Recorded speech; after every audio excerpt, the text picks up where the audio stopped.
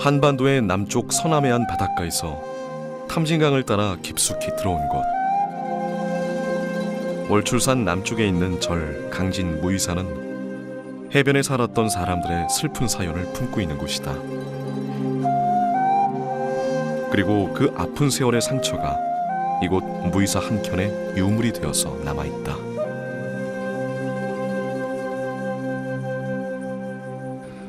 세월이 오래되어서 퇴락했던 무의사를 이제 비로소 중수하고 수륙사로 지정했다고 하는 그런 기록이 나옵니다. 여기서 수륙사라고 하는 것은 그 수륙 말 그대로 물과 그 육지에서 억울하게 이렇게 죽은 그런 영혼들을 달래기 위한 그런 천도 의식인데, 이제 그런 수륙제를 지내기 위한 의미로서의 그 극락 보존이 만들어지게 됩니다. 평야지대 한가운데 있어서 그 산에 올라서면 유독 달이 크게 보이는 월출산은 온통 바위산이다. 그 바위산 남쪽 자락에 깃들어 있는 무의산은 여느 절과 달리 대웅전을 대신해 극락 보존이 자리 잡고 있다. 그리고 그 자태는 군더더기 하나 없이 단아하다. 우리나라의 대표적인 사찰 목조 건물 국보 13호 무의사. 영혼을 달래는 무의사의 극락을 만나본다.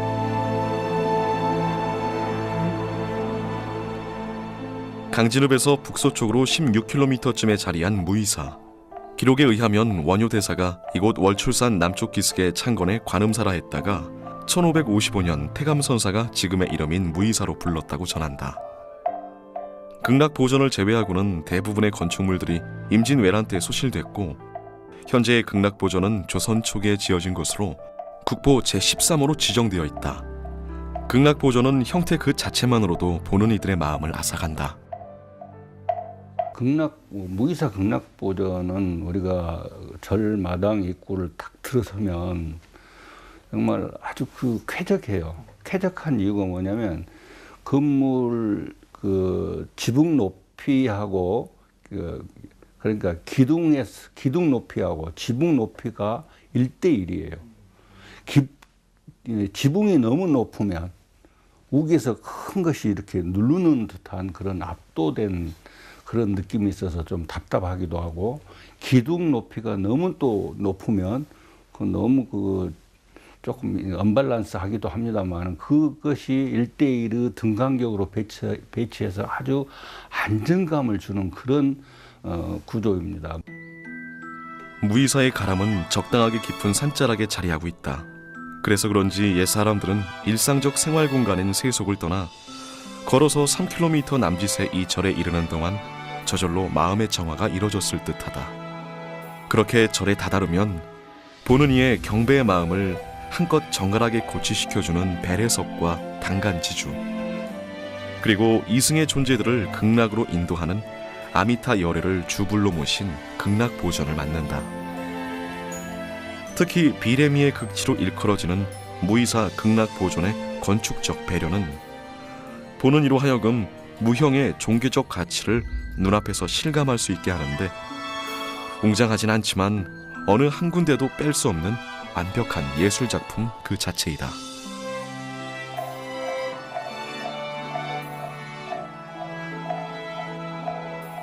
극락 보존뿐만 아니라 극락전에 있는 후불벽화, 그다음에 또 이제 나중에 보면 이제 그 17세기의 괴불지주 뭐 이런 것들이 종합적으로 만들어지는데, 이런 것들이 바로 이런 수륙제를 효율적으로 지내기 위한 그런 아주 공간 구성이 아주 탁월한 그런 내용들로 담고 있습니다. 한이 많아 떠도는 넋들을 중음신이라고 한다. 사람들은 이곳에서 이들의 극락 왕생을 빌고 또 빌었다. 달아, 이제 서방까지 가시나이까. 무량수불계 말씀 아래소서. 맹서 깊으신 무량수 부처님께 원앙생하고 그리워하는 사람이 있다고 설해요 주소서. 이곳엔 억울하게 죽은 넋들을 달래는 극락의 세계가 펼쳐져 있다. 그 고려말 조선 초에는 그 우리 전남 해안가, 서남 해안가에 아주 왜구두루 그 노략질, 침입이 아주 극심했다고 합니다. 그래서 그 참상이 그 눈을 뜨고 볼 수 없었는데, 그래서 이제 그 주변 우리 서남 해안에서 사는 사람들 중에 억울하게 죽은 영혼들이 많을 거 아닙니까? 그래서 그런 사람들을, 영혼들을 달래기 위한 어떤 세대적인 그 요청, 필요성이 있었던 것 같습니다. 그래서 그것들을 이제 불교계에서 이제 스님들이 일종의 천도 의식을 통해서 그 영혼을 달래기 위한 뭐 이런 제를 지냈던 것 같은데, 그래서 모든 전쟁으로 인해서 사망한 그런 사람들을 위로하는 그런 차원의 불교 의식입니다. 그래서 죽은 자의 영혼을 달래려는 데 그치지 않고 살아있는 자들의 애도와 복수심까지도 이렇게 포용하는 그런 차원의 의식이었던 거죠. 고려 말 이곳 서남해안 일대에서 행해진 왜구들의 노략질은 차마 형용할 수 없을 만치 극심했다. 하지만 조정에서는 개경에서 멀리 떨어진 이곳 백성들을 지켜주지 못했다. 그리고 조선왕조가 들어서자 조정에선 그런 이 지역 백성들의 마음을 위로하고자 이곳에서 제사를 지내기 시작했고, 그 후 무이사는 수륙사로 불리게 된다. 수륙제를 지내는 것은 이제 떠도는 영혼들을 극락으로 보내기 위한 제사이기 때문에 극락을 주재하는 아미타 열애를 주로 모시게 되죠. 그래서 후불벽에도 아미타 열애하고 협시보살인 관음 지장 이렇게 세 분을 모시게 됩니다. 그리게 돼요. 극락전은 여기에 들어선 사람이라면 누구나 현생의 고통과 슬픔을 잊고 천상의 세계에 들어가는 것처럼 느끼도록 공간이 구성되어 있다.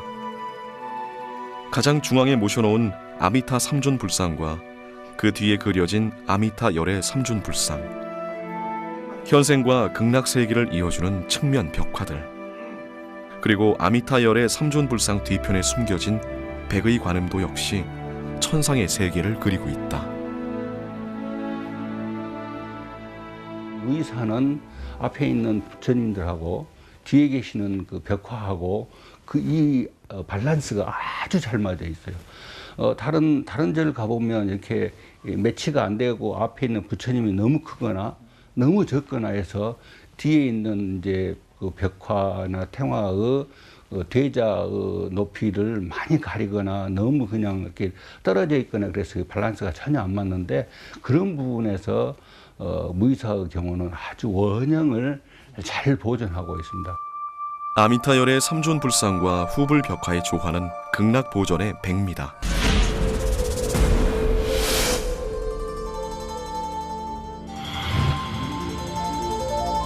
아미타 삼존 벽화를 자세히 보면 좌우 아래쪽에 이 벽화에 중요한 단서가 담긴 무언가가 적혀 있는 것을 볼 수 있다. 좌우측 하단에 이렇게 화기가 써여 있는데, 그 화기는 1476년에 3월 1일에 무량수열에 관세음 그리고 지장보살을 그린다고 되어 있고, 그 대시주자가 허순 그리고 전 아산현감 강질이라는 사람이 이제 쓰여 있고요. 그리고 그 외에 뭐 개똥이라든지 또 구월이라든지 이런 그 지역민들의 이름도 보이고 있습니다. 민중들의 이름 없는 지역민들의 시주를 통해서 이제 벽화가 조성된 경우라고 말씀드릴 수가 있겠습니다. 벽화에 그려진 아미타 삼존의 위치 역시 고려시대 귀족 중심에서 조선시대 들어 민중 속으로 들어온 불교의 변화를 보여준다. 고려시대 불상이 아미타 열애를 크고 높이 위쪽으로 상단에 그리면서 아래쪽에 두 보살을 작고 낮게 묘사를 해요. 고려의 불교를 주도하는 세력이 왕실이나 귀족이었다면 그 사람들이 선호하는 그런 그 위계의 질서라든지 그런 걸 표현한 고려 불화와는 달리 조선 시대에는 불교가 정치적으로보다는 대중들 사이로 널리 퍼지는 그런 양식을 택하기 때문에 그런 쪽으로 발전을 하기 때문에 불화 부처님을 중심으로 모든 성중들이 둥글게 둘러싸는 그런 형식으로 변하는데 그런 그 사회적인 불교의 상을 불화 안에 잘 드러나고 있다고 생각이 돼요. 또한 무이사 아미타 삼존 벽화는 불상을 모신 주불전 뒤에 그린 벽화 중 현존하는 가장 오래된 것이다. 장식용이 아닌 예불의 대상이 되는 벽화로 그 가치가 더욱 높다.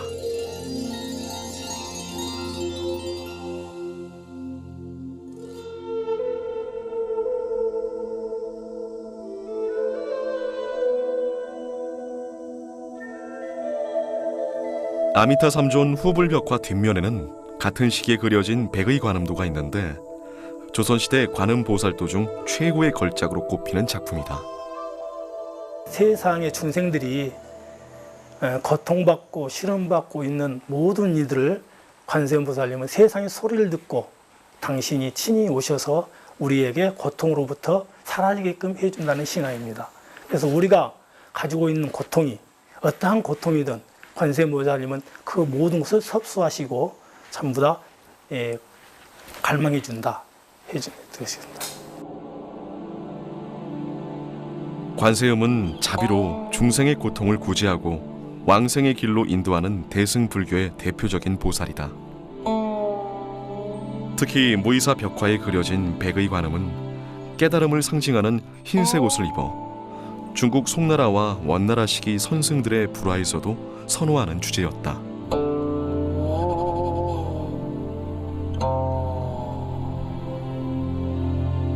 벽화 왼쪽 상단에는 깨달음에 대한 간절한 염원을 담은 시 한 편이 쓰여 있다.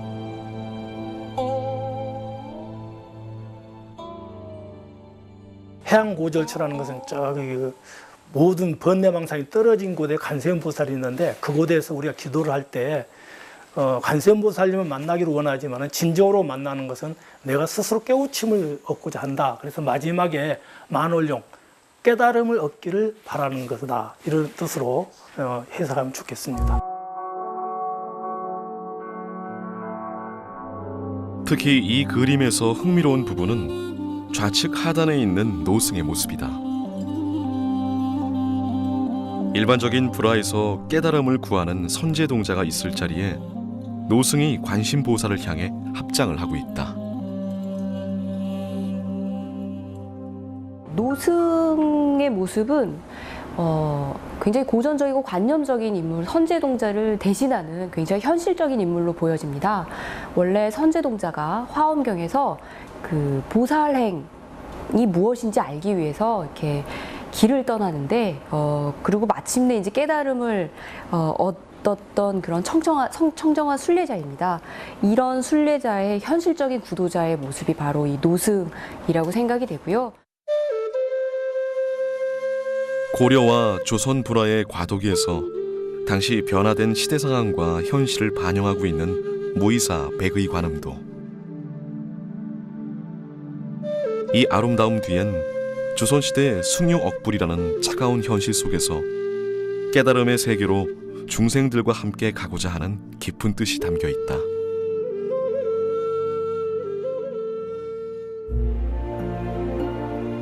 그런데 사찰 벽화는 흑벽에 채색을 입힌 특성상 훼손되기 쉽고 보존이 어렵다. 이 때문에 소실될 경우를 대비해 모사도 제작이 이뤄진다. 사찰 벽화를 복원할 때 가장 중요한 역할을 하는 모사도. 불화는 단순히 보고 즐기는 미술품이 아니라 신앙의 대상이기에 붓질 한 번, 점선 하나에도 수행하듯 온 정성과 혼을 불어넣는다.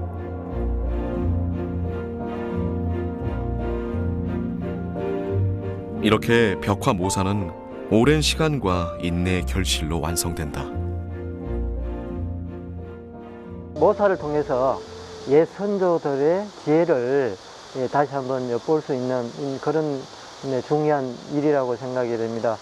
더구나 이 종교화라는 것은 어떤 그림을 잘 그리고를 떠나서 네, 정신적인 측면, 네, 그리고 수행적인 측면들이 다 같이 이렇게 균형을 잘 이루었을 때 보는 사람들로 하여금 네, 이 감동을 주기 때문에 그런 측면에서 굉장히 다시 가치가 있다라고 생각이 되어집니다. 무의사의 또 다른 보물, 선각대사 탑비. 예, 선각대사 우리 형미 스님 탁본이죠. 비석 탁본한 겁니다. 그 비석 그 지붕돌 한 가운데 무의사를 아주 크게 중흥시킨 선각대사 형미 스님의 행적을 기록한 형미 스님의 비석입니다. 이 탑비는 무의사를 크게 중흥시킨 형미 스님이 후삼국 시대 격동의 시기 궁예와 왕건을 도와 고려 왕국을 일으켜 세운 이야기를 아련하게 들려준다. 상당히 우리가 뭐 다른 데서 가보면 비신이 깨져갖고 없어지고 거북이하고 우게 지붕돌만 얹어져 있는 그런 우리가 스님들의 탑비들을 많이 보지만 여기 선각대사 탑비는 완전히 전체가 지금 잘 갖춰진 그런 탑비고 조선연대도 946년이라고 하는 건립연대가 이렇게 정확하게 적혀져 있습니다. 탑비는 악귀를 몰아내는 듯 한 사나운 거북이 형상의 귀부와 형미 스님의 내력을 해서체로 새긴 비신, 그리고 화려한 연꽃 무늬와 용머리로 장식된 이수 부분으로 이루어져 있다. 상당히 그 비신에 있는 이제 그 거북이 모습은 머리가 그 용머리입니다. 그래갖고 그 깃털이 용과 같이 깃털이 날리는 듯한 데서 조각을 해가지고 아주 사납게 표현이 되어 있고 또 뭐 등에는 6각의 기관문도 이렇게 되어 있는데 슬픔도 대를 잇는 것일까? 궁예의 부름을 받고 왕궁에 간 스님은 알 수 없는 이유로 궁예에게 처형을 당했다. 그 이듬해에 태조가 된 왕건이 이 탑비를 세우도록 했으니 왕건에게 있어 이 스님은 오래 기억하고 추념해야 할 존재로 남지 않았을까? 이렇게 탑비를 비롯한 무의사의 형상들은 모두가 극락으로 통해 있고 그 정점은 극락보전이다.